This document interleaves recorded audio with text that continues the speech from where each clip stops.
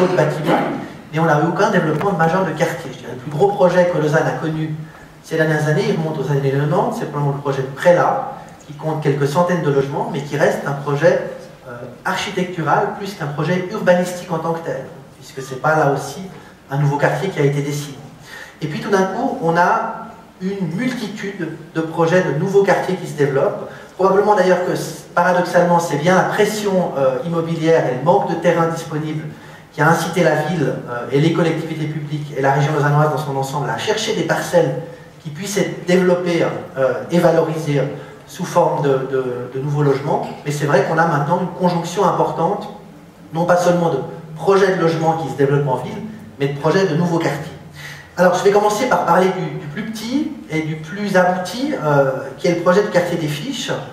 Le quartier des Fiches, c'est 5 hectares au nord de la ville, tout près de la station Fourmi, donc il y a un quartier qui est maintenant extrêmement bien connecté au métro M2, un quartier qui, et c'est aussi une de ses particularités qui le différencie des deux prochains que je présenterai, un quartier qui est aujourd'hui une prairie, hein. Il faut savoir que les Fiches sont aujourd'hui un terrain qui est, pour une partie en tout cas, absolument pas urbanisé, avec un potentiel d'environ 500 logements, 1500 habitants-emploi. La particularité de ce quartier, c'est que nous sommes sur un projet qui concerne des parcelles qui sont à la fois des parcelles publiques pour une partie, 50%, un petit peu plus de 50% des parcelles sont propriété de la commune de Lausanne, ou en droit de superficie au profit de la ville de Lausanne. Il y a eu une très longue négociation pour que la ville puisse obtenir la maîtrise foncière de ces terrains. Elles étaient au départ, pour une très grande partie, propriété de la LIC, de la lecture de la BIP, qui a fait un droit de superficie à la ville, qui va elle-même pouvoir les remettre en droit de superficie. Donc, parcelle communale pour environ 50% du projet, parcelle privée pour l'autre moitié, avec une multitude d'investisseurs, l'établissement cantonal d'assurance, Otis Berger, un privé, la caisse de pension, le crédit agricole, qui chacun possède différentes parcelles.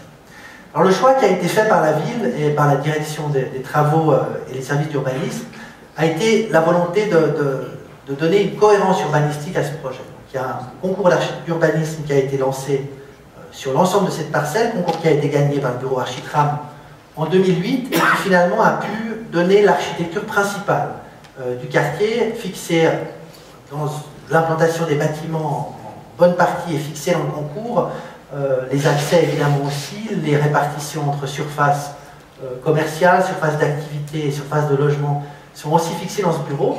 Et puis ce concours d'urbanisme a été ensuite scellé dans une charte qui a été signée par l'ensemble des propriétaires des parcelles, de manière à ce qu'elles puissent être, chacun s'engageant finalement à respecter les contraintes urbanistiques et architecturales de la charte.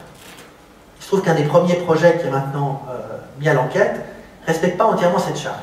Il ne la respecte pas notamment sur un point qui est un point très important, j'y reviendrai après, qui est la part d'activité et de commerce qui est prévue dans ce projet de quartier des Fiches. Et pourquoi j'ai pris ce projet pour illustrer cette problématique? Parce que nous sommes dans un cadre ici où finalement nous n'avons pas d'instruments contraignants dans la loi sur l'aménagement du territoire, nous n'avons pas non plus d'avantages, qui seraient à ce moment-là pas des instruments contraignants mais des instruments de négociation. Nous n'avons aucun instrument pour contraindre aujourd'hui un propriétaire privé, au-delà des plans partiels d'affectation, de respecter un programme urbanistique avec des aménagements publics, avec une mixité sociale, avec une mixité fonctionnelle, avec une mixité générationnelle. Les seuls instruments qu'on a, ça a été une charte qui a été signée par l'ensemble des promoteurs, en l'occurrence, dans lesquels ils s'engagent évidemment à respecter l'esprit du projet, mais ça reste un instrument de négociation. Et on voit bien ici les difficultés qu'on a sur un projet qui est à la fois sur des parcelles privées et des parcelles publiques, à imposer un contrôle de la qualité urbanistique du projet. Ça va même plus loin, puisque nous ne sommes pas non plus en mesure d'imposer à l'ensemble des investisseurs de réaliser un concours d'architecture. Alors la plupart d'entre eux s'y sont engagés et vont le faire, mais ce n'est pas le cas pour l'ensemble des propriétaires, d'ailleurs y compris pour les propriétaires parapublics, hein, je veux dire, il n'y a pas que les promoteurs qui ne se soumettent pas à des règles, les instances proches des pouvoirs publics aussi ont parfois quelques difficultés à se soumettre à ces objectifs-là. La ville a pour habitude, dans tous les projets de logement qu'elle développe à l'heure actuelle, d'imposer des concours d'architecture aux promoteurs, en l'occurrence sur un quartier comme celui-ci, qui est important, hein, parce que 500 logements, c'est vraiment portion de ville qui va se dessiner, nous ne sommes pas en mesure de le faire. Néanmoins, plusieurs d'entre eux vont le faire, mais nous ne sommes pas en mesure de l'imposer.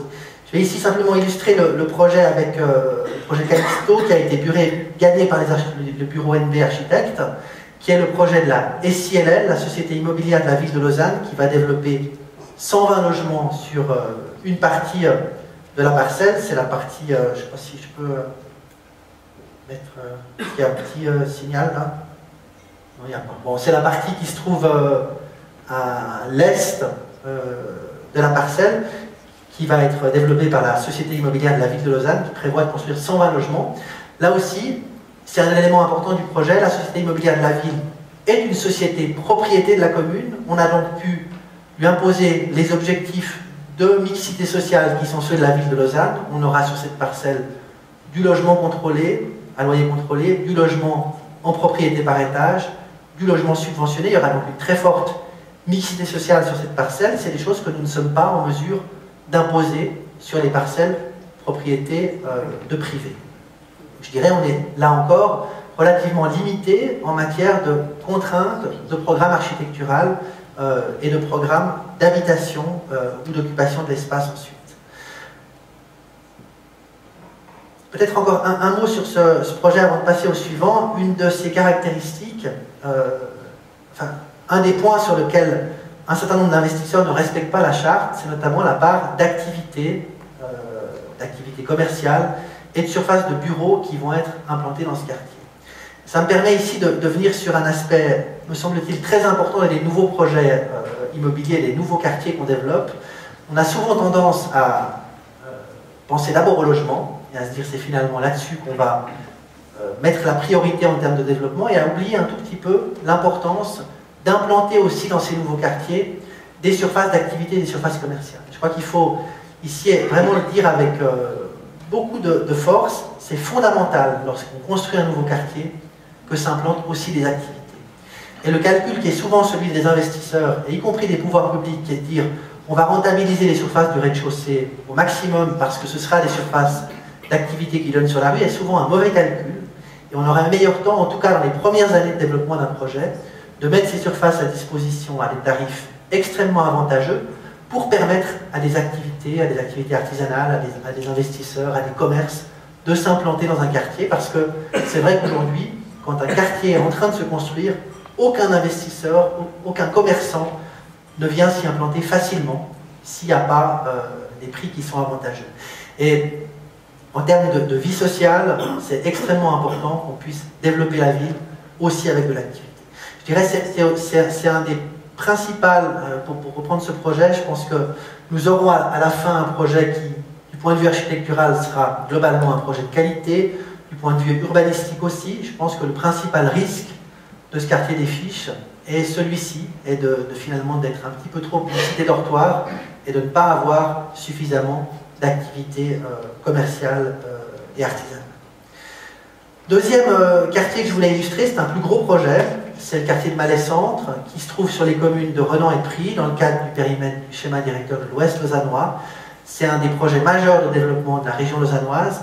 Ici, la photo que vous avez montre les parcelles au sud des voies CFF qui sont propriétés de la commune de Lausanne, mais qui sont sur le territoire de la commune de Pries et de Renan, essentiellement la commune de Renan. C'est un projet qui a donné lieu à un concours d'architecture, concours d'urbanisme, qui a été primé au début de cette année. Le projet Coulisses des bureaux In situ et FHY, qui est un bureau lyonnais, qui a gagné un très bon concours d'urbanisme, qui a été, je pense que certains d'entre vous l'ont peut-être vu, il a été exposé il n'y a pas très longtemps, qui est un projet qui, je crois qu'on peut le dire, ménage une très grande qualité urbanistique, d'extrêmement beaux espaces publics. C'est un projet où je dirais on a tout pour réussir. On est sur une propriété des communes de Renan et Pries. La ville de Lausanne est propriétaire de 100% des parcelles. Les CFF ont un tout petit bout qui va être développé proche des voies CFF, qui sont les parcelles qu'ils ont reçues, enfin qui vont recevoir en échange du musée cantonal des Beaux-Arts, mais pour l'essentiel, on est sur des parcelles communales. Nous avons, je crois, un bon dialogue avec les communes de Renan et de Pries pour s'entendre aussi sur le programme, parce que je Je dirais aussi bien la commune de Renan, de Prie que de Lausanne sont attentives